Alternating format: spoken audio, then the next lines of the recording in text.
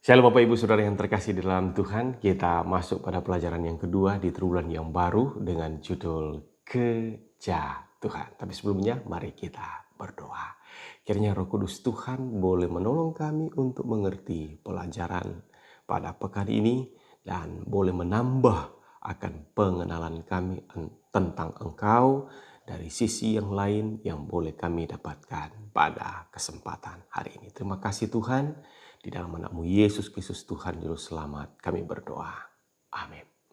Ayat intinya terambil dari Kejadian pasal 3 ayat 15. Aku akan mengadakan permusuhan antara engkau dan perempuan ini.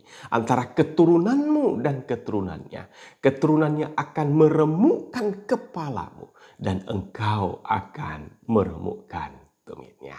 Ya, di dalam peristiwa kejatuhan ada beberapa hal yang terkait di dalamnya. Yaitu pohon buah larangan, pohon pengetahuan baik dan jahat, kemudian ada ular, ya, ada manusia yang lari bersembunyi, dan akhirnya kita tahu ada kutub di balik kejatuhan itu.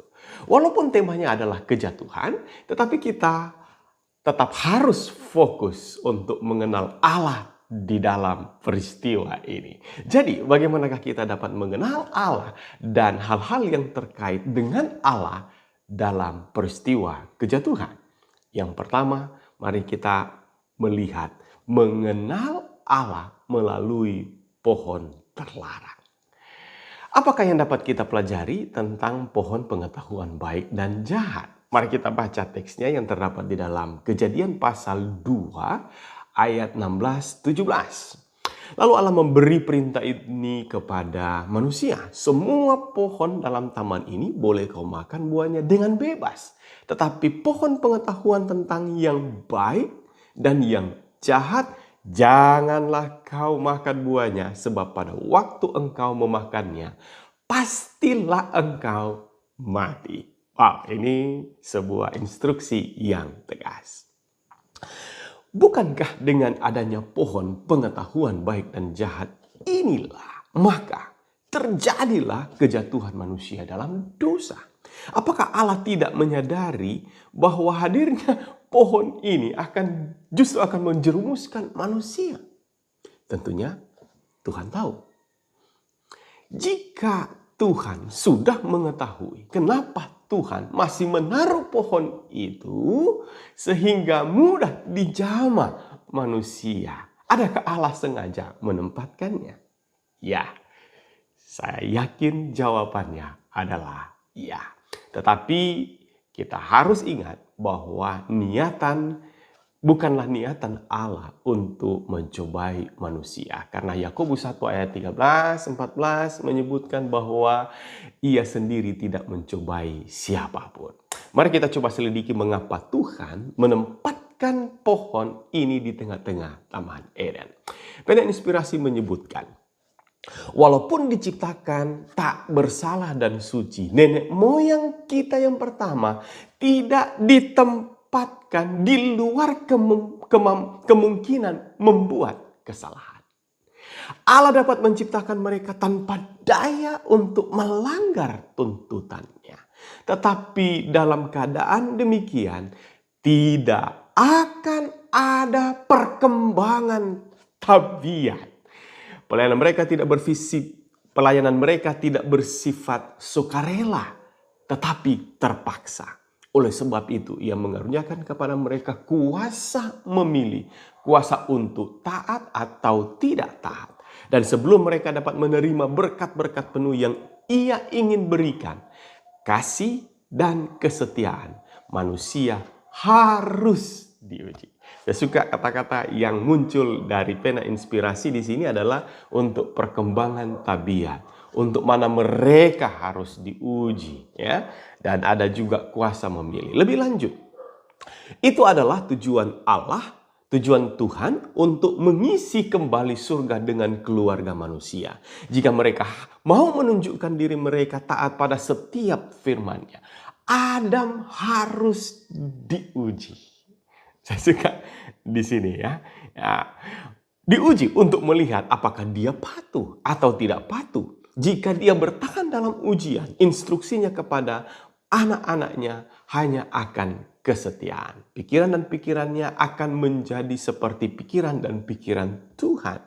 Karakternya akan dibentuk sesuai dengan karakter Tuhan. Jadi, saudara bisa lihat di sini gambaran Allah melalui pohon pengetahuan, buah terlarang ini adalah di mana kita bisa melihat Allah secara luar biasa justru menempatkan itu untuk memproses. Dia sedang memproses dan membentuk manusia untuk bisa memiliki karakter serupa dengan Allah. It's all about God's character. Jadi memang tak jarang juga orang yang pada akhirnya menyalahkan Allah mengapa tetap menempatkan pohon tersebut di sana. Tetapi ingat bahwa di setiap pencobaan yang dihadapi dan diizinkan oleh Allah, itu adalah mendatangkan kebaikan bagi kita. Mengapa? Karena Tuhan sedang memproses dan membentuk kita. Adam sempurna, Hawa sempurna waktu diciptakan. Tetapi untuk karakter mereka perlu untuk mengalami pertumbuhan. Karenanya demikian pohon itu ada. Kemudian yang kedua, bagaimana kita mengenal Allah melalui ular? Pelajaran apakah yang dapat kita dapatkan tentang Allah mengenai hadirnya ular di sini? Ya, Kejadian pasal 3 dimulai dengan pemunculan ular. Mari kita baca teksnya. Kejadian 3 ayat 1. Adapun ular ialah yang paling cerdik dari segala binatang di darat yang dijadikan oleh Tuhan Allah. Ular itu berkata kepada perempuan itu, tentunya Allah berfirman, semua pohon dalam taman ini jangan kau makan buahnya, bukan? Nah, ini luar biasa. Nah, siapakah ular di sini? Kitab suci mengidentifikasikan bahwa ular adalah musuh Allah. Yesaya 27 ayat 1. Dan secara eksplisit menyebutkan dia adalah iblis dan setan di dalam Wahyu pasal 12 ayat 9. Demikian pula di timur dekat kuno itu juga menggambarkan tentang kekuatan jahat. Dan pena inspirasi menyatakan agar supaya dapat melaksanakan pekerjaannya tanpa kelihatan, setan telah memilih menggunakan ular sebagai alatnya, satu alat yang tersembunyi yang telah disesuaikan dengan usaha penipuannya. Pada waktu itu ular adalah salah satu ekor makhluk yang paling cerdik dan paling indah di bumi ini. Dia mempunyai sayap, bagaimana terbang di udara, ia memberi satu penampilan yang berkilauan serta memiliki warna keemasan yang indah dan menarik. Kecerdikan setan melalui ular dalam menggoda Hawa terlihat dalam dua cara yang digunakannya secara terbuka untuk menaburkan akan keraguan tentang Allah dalam pikiran Hawa. Kejadian 3 ayat 4-5. Nah, yang pertama adalah bahwa ular itu tidak menampilkan dirinya sebagai musuh Tuhan. Bagaimana bisa? Dalam mencobai Hawa, ular selalu mengacu kepada firman Tuhan. Ayat yang tadi kita bacakan. Dia mengulangi firman Tuhan yang disampaikan kepada Hawa. Dan seolah-olah dia mendukung. Ia berkata, tentunya Allah berfirman. Bukan?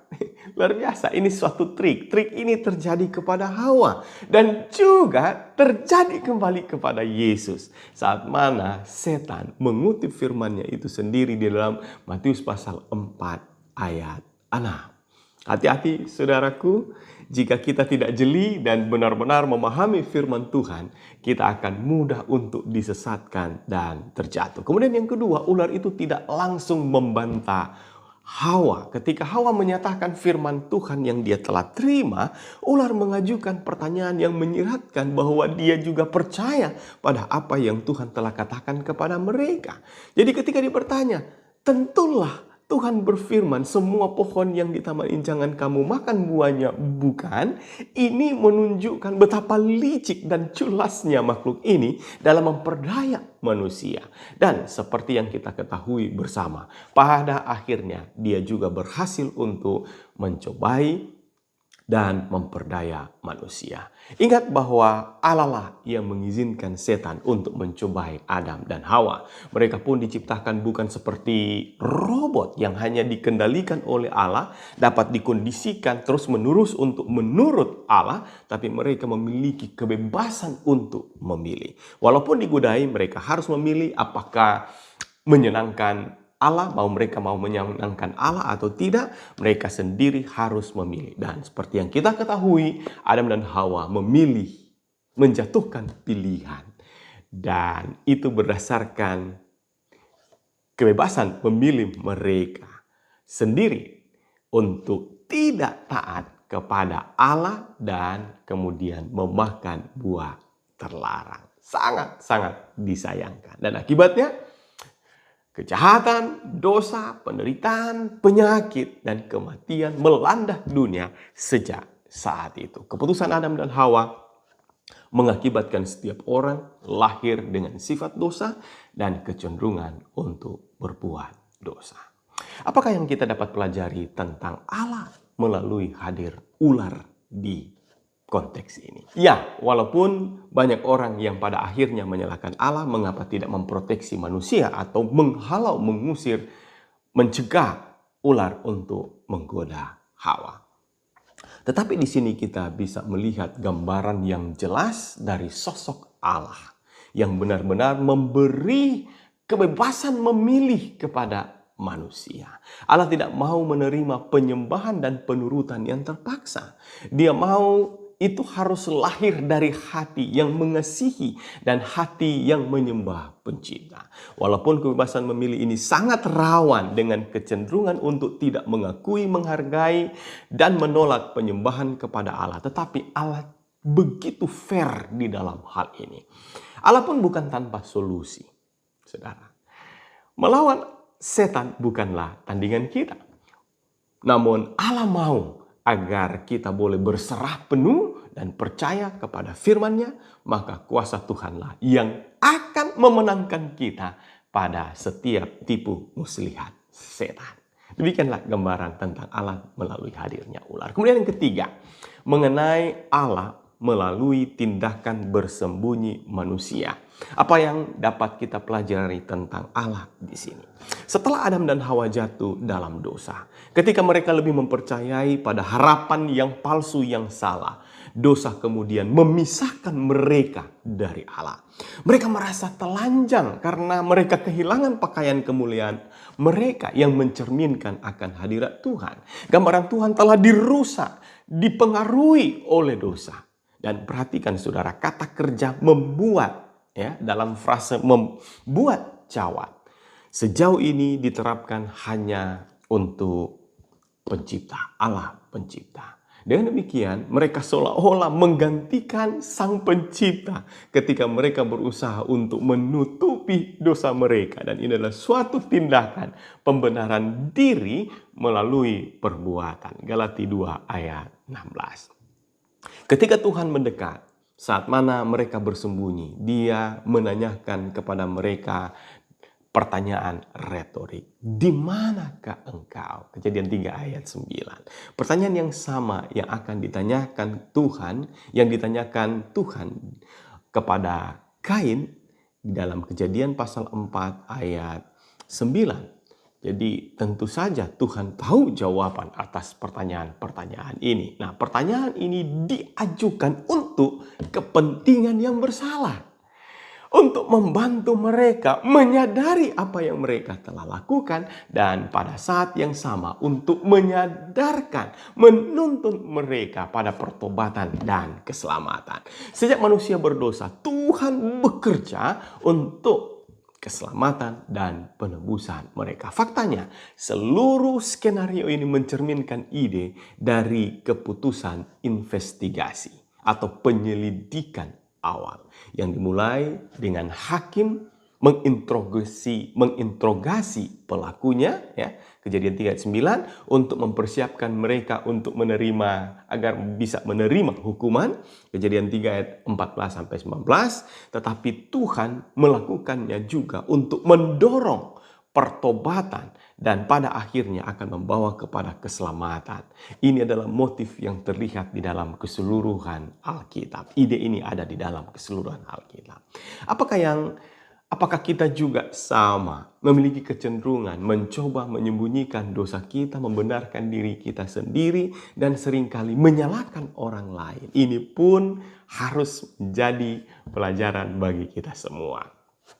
Walaupun Adam dan Hawa berusaha menghindari tuduhan dan berusaha menyalahkan orang lain, bukan kesalahan sendiri, dan tersirat itu merujuk pada kesalahan Tuhan yang telah mengizinkan ular menggoda mereka. Namun proses penyelidikan investigasi ini menggambarkan tentang Allah yang luar biasa, Allah yang berinisiatif, bukan manusia, tapi Allah dalam mencari, menuntun, memulihkan mereka kepada pertobatan dan keselamatan.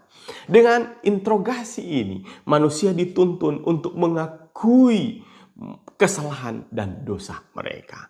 Tuhan bekerja untuk keselamatan dan penebusan mereka. Dan inilah yang menjadi pelajaran tentang Allah melalui tindakan bersembunyinya manusia. Kemudian yang terakhir, mengenal Allah melalui penentuan nasib ular dan manusia. Apakah yang dapat kita pelajari tentang Allah ketika Allah menentukan nasib kepada ular dan juga manusia?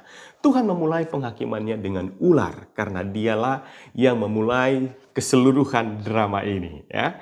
Lalu berfirmanlah Tuhan kepada ular itu, "Karena engkau berbuat demikian, terkutuklah engkau di antara segala ternak dan di antara segala binatang hutan, dengan perutmu lah engkau akan menjalar dan debu tanahlah akan kau makan seumur hidupmu. Aku akan mengadakan permusuhan antara engkau dan perempuan ini, antara keturunanmu dan keturunannya. Keturunannya akan meremukkan kepalamu dan engkau akan meremukkan tumitnya." Kemudian firman-Nya kepada Adam dan Hawa. Firman-Nya kepada perempuan itu, "Susah payahmu waktu mengandung akan kubuat sangat banyak. Dengan kesakitan engkau akan melahirkan anakmu. Namun engkau akan berahi kepada suamimu dan ia akan berkuasa atasmu." Lalu firman-Nya kepada manusia itu, "Karena engkau mendengar perkataan istrimu dan memakan dari buah pohon yang telah kuperintahkan kepadamu, jangan makan daripadanya, maka terkutuklah tanah karena engkau. Dengan bersusah payah engkau akan mencari rezekimu dari tanah seumur hidupmu. Semak duri dan rumput duri akan dihasilkannya bagimu, dan tumbuh-tumbuhan di padang akan menjadi makananmu. Dengan berpeluh engkau akan mencari makananmu sampai engkau kembali lagi menjadi tanah, karena dari situlah engkau diambil, sebab engkau debu dan engkau akan kembali menjadi debu." Terjadi klimaks pada kejatuhan manusia. Saat mana penciptaan menuntun kepada kehidupan, penghargaan, kebaikan, dan berkat. Sedangkan penghakiman mengarah kepada kematian, kejahatan, dan kutukan. Tetapi jangan lupa bahwa penghakiman memiliki dua sisi. Sisi lainnya terdapat pengharapan dan janji keselamatan. Walaupun manusia harus menerima konsekuensinya, tetapi dalam penghakiman Allah terdapat penghargaan dan penebusan yang terdapat dalam ucapan kutuk Allah terhadap ular. "Aku akan mengadakan permusuhan antara engkau dan perempuan ini, antara keturunanmu dan keturunannya akan meremukkan kepalamu, dan engkau akan meremukkan tumitnya." Ayat inilah yang menjadi ayat inti pada hari ini. Ya, mereka telah berdosa. Mereka akan menderita karena dosa mereka. Dan mereka akan mati karena dosa. Namun, terlepas dari semuanya itu, ada harapan terakhir, harapan keselamatan. Inilah pelajaran tentang Allah melalui penentuan akan nasib ular dan manusia. Menunjukkan bahwa Dia adalah Allah yang fair, adil, hakim yang benar, yang selalu mengakomodasi kebaikan dan keselamatan bagi manusia menjadi harapan bagi kita orang berdosa.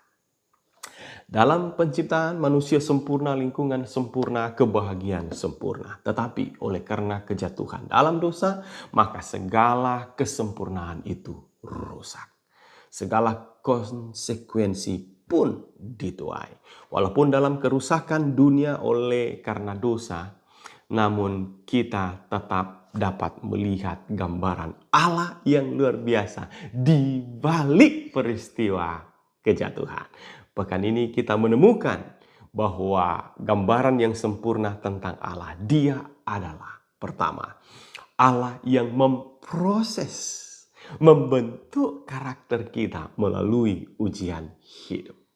Yang kedua, Dia adalah Allah yang memberikan kebebasan memilih kepada kita, sekaligus memberikan kekuatan jika kita memilih berada di pihaknya. Yang ketiga, Dia adalah Allah yang berinisiatif untuk mencari, menuntun, memulihkan mereka atau juga kita kepada pertobatan dan keselamatan. Dan yang terakhir, Dia adalah Allah yang menghakimi dengan adil dan memberi harapan serta jaminan keselamatan melalui Yesus Kristus.